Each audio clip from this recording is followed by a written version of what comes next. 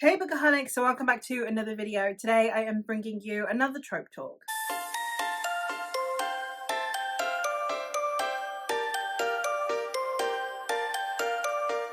The Trope Talk videos are, as expected, videos in which I talk about tropes. I know a lot of people deem tropes spoilers, so I didn't want to then include them too heavily in the likes of reviews or in my vlogs, etc. But also, I know that a lot of us, there are tropes that we love and tropes that we hate, and sometimes we'll read a book and we'll be reading a trope that we normally dislike and we won't have known that that trope was in there, and it impedes our enjoyment of the whole series. And I thought, well, I'm going to go and start talking about some tropes, and that way, if there are some tropes that you like or dislike, you can hear my thoughts on them. I have been starting with tropes that I dislike first. I have done a couple of these just because there are instances where, even though the trope itself is one that I am not a fan of, or if you, like me, it is a trope that you dislike, you can see maybe some examples that might work for you. I try my best to explain my reasoning without spoiling anything more than the presence of the trope and the type of trope within that it is. But I am not going to be doing any spoilers for these series. It is simply, if you deem knowing that a trope is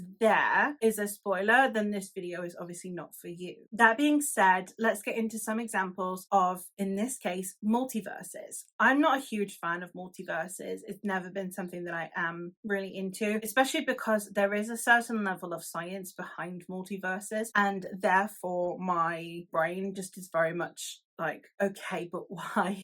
Why are we doing it this way? And I get hyper analytical of it. So in this instance, it is some cases where I have actually enjoyed them, and then some where I am not the biggest fan. Normally, if it's this big epic, the multiverses are colliding, or coming from this multiverse to this multiverse is going to end the world, superhero level multiverses, they don't normally work for me. They're just not something that I vibe with. While if it is just more like a portal fantasy where you slip into or through the cracks of this universe into a new one, Alice in Wonderland style, then I am definitely more likely to vibe with it. So this is multiverses, but this is basically any parallel worlds, any portal fantasies and the like, so that we can see which ones work for me and why. I'm going to start out with some parallel universes. So where there are either other iterations of our exact same world, or simply that there are specific points in which these universes overlap in some way, shape or form. The first one that I have is the City series by N.K. Jemisin.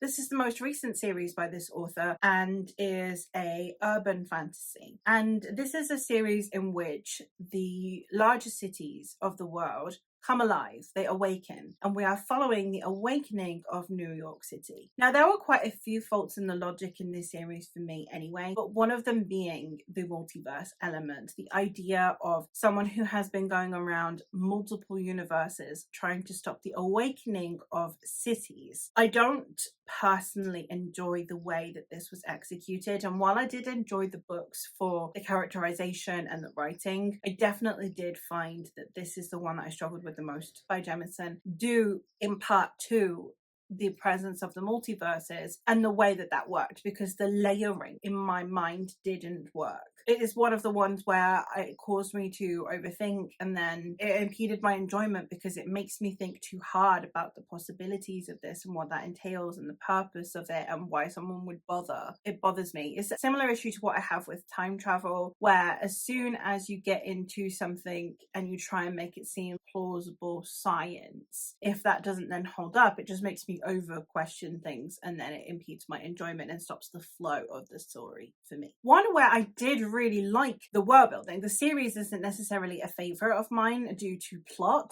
but that I really did like the way that the multiverses or parallel universes worked, was the Darker Shade of Magic series by V. Schwab. This is not one that I talk about a huge amount on my channel because it's one that I enjoy, but I don't love it. It's not a new favorite like many other people, so I'm probably the wrong person to be talking about this series. One thing I can talk on though is the multiple Londons. London being a tether to all of these worlds. We have 4 worlds and all of them have a London, where certain geographical markers like the Thames are present in all of them. And that is what links all of these worlds. The rest of the world could be completely different. The structure and the setup of the world, the way that human impact is on each of those worlds, completely different. The only thing is the geographical markers of London are what link it all together. And I personally really liked the way that Visual went about this, because it was just fascinating seeing how a different culture would make London. And I really liked that because it just seemed like a really innovative use of multiverses. Then on top of that, the way that we have the different colour systems based on the different types of magic, from grey London, which is our London, to red London that is thriving on magic, white London that has depleted its magic, and black London that has completely disappeared due to its magic use, is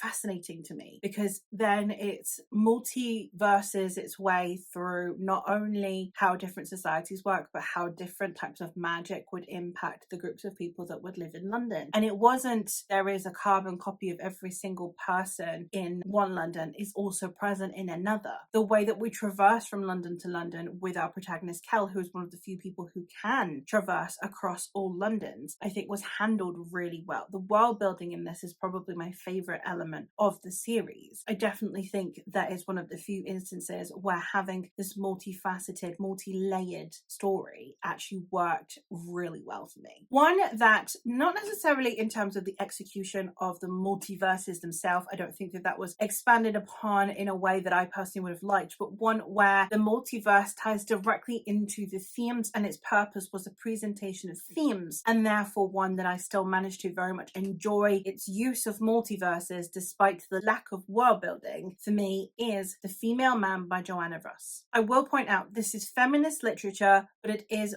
quite bioessentialist. So anyone who doesn't want to read about something so binary in today's day, I completely understand. The purpose of this book was to discuss mistreatment of women, and it was written originally in 1975. It doesn't hold up in regards to how we perceive feminism, especially if you want more intersectional feminism. There is a severe lack of it here, so do bear that in mind. However, this is a book that is conversing about what worlds where different power structures between the genders functions. So you have a world, you have our world, women have less rights than men. It is a patriarchal society. You have another world in which the Second World War never happened. We're still in the midst of the Great Depression, and therefore women have even less rights than they do in our world. We then have a different world in which there are only women. There are no men, there are only women. And then finally we have a world in which the sexes are at war. So you have the female side and the male side of this planet, and they are constantly at war. And then there is also a world in which, I believe at least, the women are the more dominant ones and the men are the less dominant ones. So we have lots of different multiverses, and the entire purpose of this book is specifically to talk about power imbalances in the genders. It's not one that is particularly well crafted in terms of, it's got layers upon layers upon layers of world building, and you can see the way that architecture would be different if women were in control, or the way that medicine would be different, which I would have liked, but I understand that's not the aim of the book. The aim of the book is just to see the social impact of different power dynamics between the sexes. And I think that that was well executed. I think that the conversations it was trying to have were well executed, albeit outdated and very binary and not very intersectional. It served its purpose for the conversation it intended to have in such a short length of time. Therefore, it's not one where at least the multiverse aspect is anything other than what it's set out to do, and I appreciate it for. And now we're getting more into the portal fantasy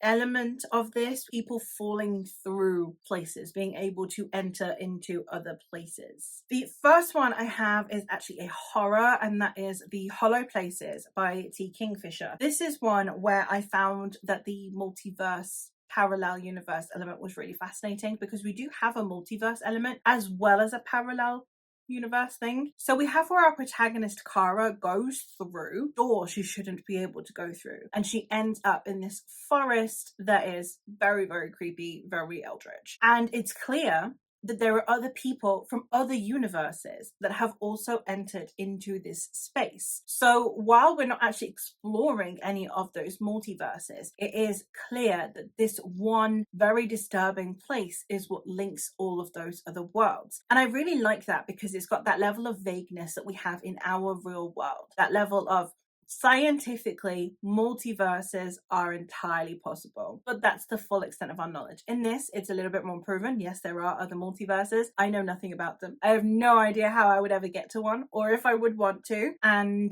that's fine. And I really appreciated that, you know, you have people from different walks of life, from different worlds, from different experiences that are investigating this other world. And I enjoyed the way that the book went about that because it just added more mysticism to it instead of trying to explain it. So somewhat the opposite of the issue that I had with the City series, where the City was trying to explain it and wasn't doing a good enough job in my opinion. This one very much is like, this is inexplicable and I'm going to leave you with that. And I was like, yeah, I can handle that because I'm not trying to overthink this, because you're not trying to. And the last one that I have to talk about is one where it is a parallel universe with the possibility of there being more. This one is, I believe, more magical in nature than sciencey in nature, but it goes unexplained for the most part, and that is in Piranesi by Susanna Clarke. Basically, we have this person, this man known as Piranesi, who lives in, it's a house and it keeps changing and it keeps moving, and the man is basically trying to document everything that is happening in this house and is kind of slowly driven insane by it. It is